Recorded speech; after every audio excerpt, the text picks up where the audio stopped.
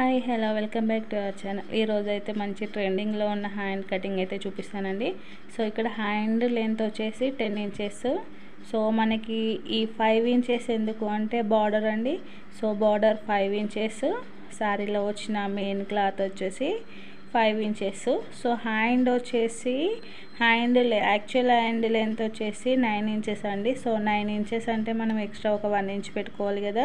So పైన jointing కానీ, కింద జాయింటింగ్కి, ఫోల్డింగ్కి కానీ, మధ్యలో జాయింటింగ్ అనేది ఉంటుంది కదా. సో అన్నీ బోను అయితే మనకి హ్యాండ్ లెంత్ ఎంత ఉంటే దానికంటే ఒక 1 ఇంచ్ 1.5 ఇంచ్ అనేది కంపల్సరీగా పెట్టుకోవాలి. సో ఇలా బార్డర్ అనేది తీసుకున్నాం కదా. సో ఇక్కడి వరకు అయితే బార్డర్ వచ్చింది. మనకి కావాల్సినంత బార్డర్ తీసుకొని ఎక్స్ట్రా క్లాత్ అంతా కటింగ్ చేసుకోవాలి. సో ఇలా కటింగ్ చేసుకున్న తర్వాత మనకి మెయిన్ క్లాత్ అండి. సో మెయిన్ క్లాత్ కూడా కొంచెం లెంత్ ఎక్కువగానే ఉంది. సో ఇది వచ్చేసి ఆల్రెడీ క్లాత్ చాలా తక్కువగా ఉందండి. మనకి ఫ్రిల్స్ అనేది ఎక్కువగా కావాలి అంటే ఇంకా ఎక్కువ క్లాత్ ఉంటే బాగుంటుంది. సో ఇలా మనకి ఈ మెయిన్ క్లాత్కి అయితే మిడిల్లో పైన కింద చిన్నగా కట్ మార్క్ అయితే పెట్టుకోవాలి. ఇలా కట్ మార్క్ అనేది పెట్టుకున్న తర్వాత మనం మిడిల్ మార్కింగ్ చేసుకున్నాం కదా. మిడిల్ మార్కింగ్కి ఒక 2 ఇంచెస్ ఇలా మార్కింగ్ అయితే చేసుకోవాలి. సో ఎగ్జాక్ట్గా 2 ఇంచెస్ అండి. సో 1 ఇంచ్ కానీ 1.5 ఇంచ్ చేసుకుంటే మనకి ప్రిల్ అనేది నీట్గా ఉండదు. సో కంపల్సరీగా 2 ఇంచెస్ అనేది చేసుకోవాలి. సో 2 హ్యాండ్స్కి అయితే ఇలా 2 ఇంచెస్ రెండిటికి మనము ఓన్లీ కింది వైపుకి మాత్రమే చేసుకోవాలండి మార్కింగ్.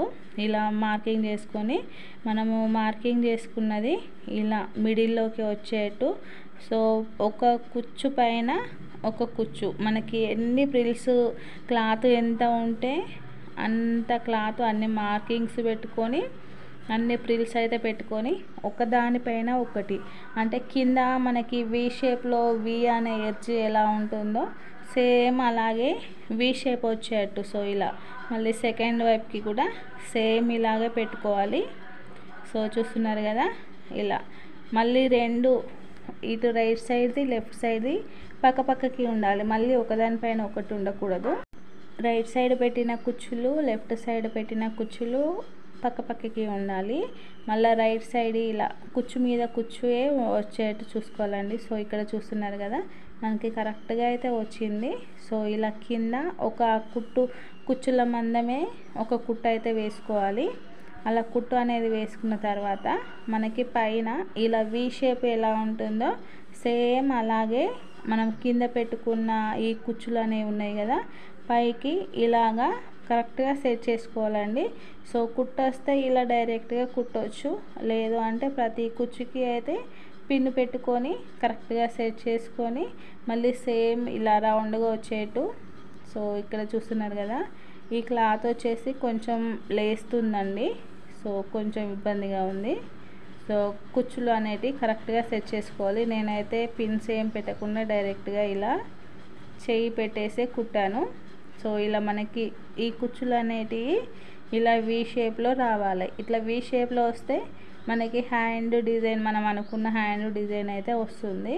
సో ఇలా వచ్చిన తర్వాత చూస్తున్నారు కదా, మనకి ఈ షేప్లో అయితే ఇంత లెంత్లో అయితే మనకి ప్రిల్స్ అనేది రావాలి. సో ఇలా అనేది వచ్చినప్పుడు మనకి పైన కొంచెం ఎక్కువగా ఉంది కదా, కింద కూడా క్లాత్ అనేది ఇలా క్రాస్గానే వస్తుంది. సో దీన్ని అయితే కటింగ్ చేసుకోవాలి.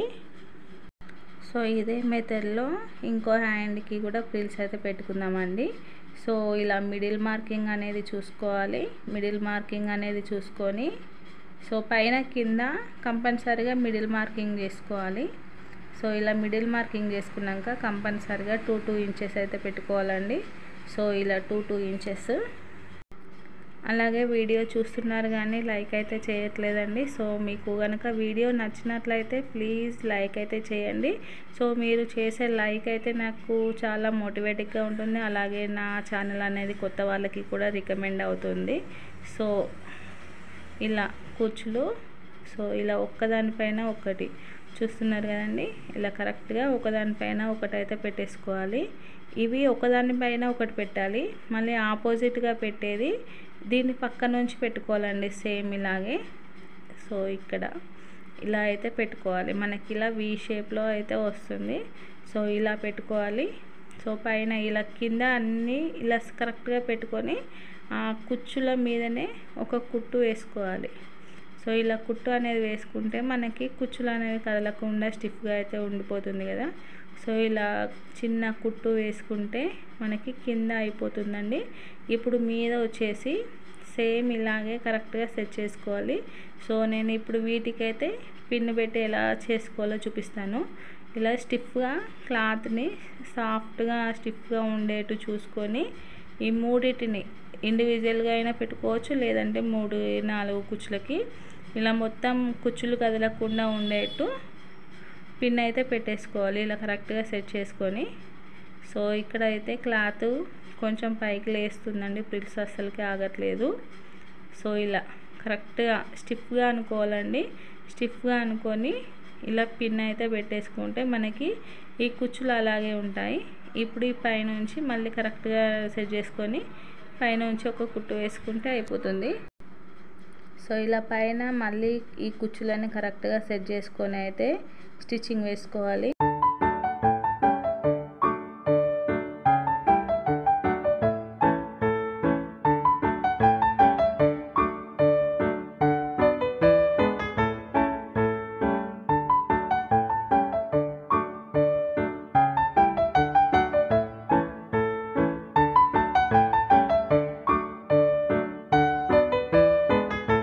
ఇప్పుడు కింద తీసుకున్న ఈ బార్డర్ అనే దానికి కూడా మిడిల్ మార్కింగ్ చేసుకోవాలండి. సో చిన్నగా మిడిల్ మార్కింగ్ చేసుకుంటే మనకి క్లాత్ ఇలా వస్తుంది కదా. సో ఇలా అయితే జాయిన్ చేసుకోవాలి. సో చూస్తున్నారు కదా, ఈ ఒరిజినల్ సేమ్ ఉంచుకొని క్లాత్ మనకి కింద ఉన్న క్లాత్ అనేది క్రాస్గా ఉంటుందండి. సో క్లాత్ క్రాస్గా కాకుండా ఇలా స్ట్రైట్గా కరెక్ట్గా పెట్టేసుకోవాలి. మనం కటింగ్ తర్వాత కట్ చేసుకున్నా పర్లేదు. సో ఇలా స్ట్రైట్గా పెట్టేసుకొని బార్డర్ అయితే జాయిన్ చేసుకోవాలి. సో ఇప్పుడు బార్డర్ జాయిన్ చేసుకున్నాక మనకి ఉన్న ఈ ఎక్స్ట్రా క్లాత్ ఉంటుంది కదా, ఇప్పుడు అయితే దీన్ని ఇలా స్ట్రైట్గా ఈ ఎక్స్ట్రా క్లాత్ చూస్తున్నారు కదండి, ఇంత అయితే వచ్చింది.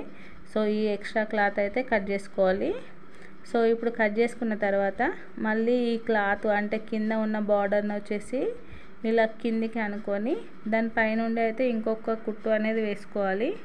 ఇప్పుడు లైనింగ్ అనేది రివర్స్ చేసుకుంటాం కాబట్టి సో ఇలా మనకి హ్యాండ్కి ఒక మెయిన్ క్లాత్ వైపుకి అంటే మెయిన్ సైడ్కి అయితే ఇలా లైనింగ్ జాయిన్ చేసుకోవాలండి. సో మనకి కింద బార్డర్ అనేది ఏమైనా ఎక్స్ట్రా అనుకుంటే కరెక్ట్గా ఈక్వల్గా చూసుకొని అయితే లైనింగ్ అనేది జాయిన్ చేసుకోవాలి. సో లైనింగ్ అనేది జాయిన్ చేసుకునేటప్పుడు కింద ఇక్కడ ఎక్స్ట్రా క్లాత్ ఉంది, సో అది అయితే కట్ చేసుకోవాలి. ఈక్వల్గా ఉంటే పర్వాలేదండి. సో ఇలా పైనుంచి అంటే మనం ఇలా కింద డబుల్ స్టిచ్చింగ్ అనేది కంపల్సరీగా వేసుకోవాలి.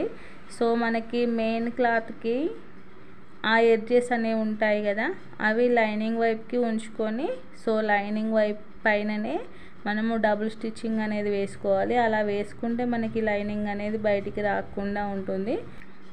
ఇలా కింద లైనింగ్ అనేది జాయిన్ చేసుకున్న తర్వాత చుట్టూ కూడా లైనింగ్ అనేది జాయిన్ చేసుకోవాలండి. సో మనకి ప్రిల్స్ అనేవి అంటే మెయిన్ క్లాత్ అనేది కొంచెం ఎక్కువగా ఉంది కదా, సో ముడతలు అనేవి ఏమీ లేకుండా ఈక్వల్గా చూసుకుంటూ స్టిచ్చింగ్ అనేది వేసుకోవాలి. సో లైనింగ్ జాయింటింగ్ అనేది చేసుకుంటే మనకి హ్యాండ్ అనేది కంప్లీట్ అయిపోయినట్టే అండి.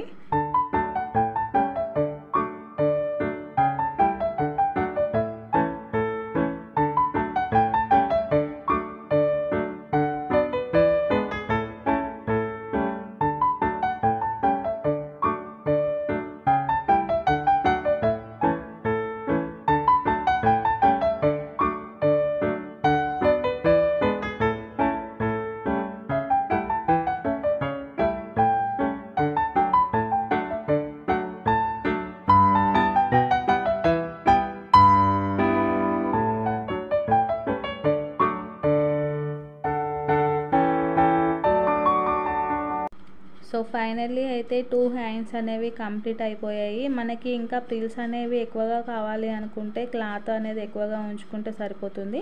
సో ఇక్కడ కిందవి ఇక్కడ మనకి ప్రిల్స్ అనేది ఫోల్డింగ్ చేసుకున్న దగ్గర ఇలా ఏదైనా బటన్స్ కానీ స్టోన్స్ కానీ ఏవైనా పెట్టుకుంటే మనకి ఇంకా అట్రాక్షన్గా అయితే వస్తుంది.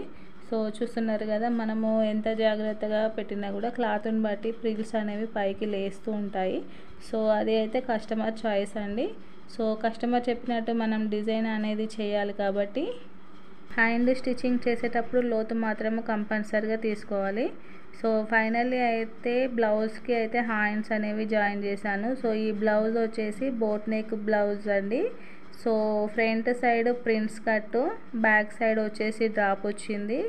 సో అలాగే హ్యాండ్స్ కూడా మనకి ఇప్పుడు చూపించిన విధంగా హ్యాండ్స్ అయితే స్టిచ్చింగ్ చేశాను.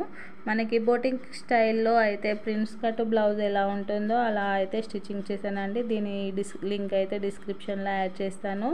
సో ఈ బ్లౌజ్ నడుం లూజ్ వచ్చేసి 24. చాలా ఈజీ మెథడ్లో బ్లౌజ్ కానీ హ్యాండ్స్ కానీ స్టిచ్చింగ్ చేసుకునే విధంగా అయితే చూపించానని అనుకుంటున్నానండి. సో నా వీడియో కనుక మీకు నచ్చినట్లయితే please like, share and subscribe. Thank you for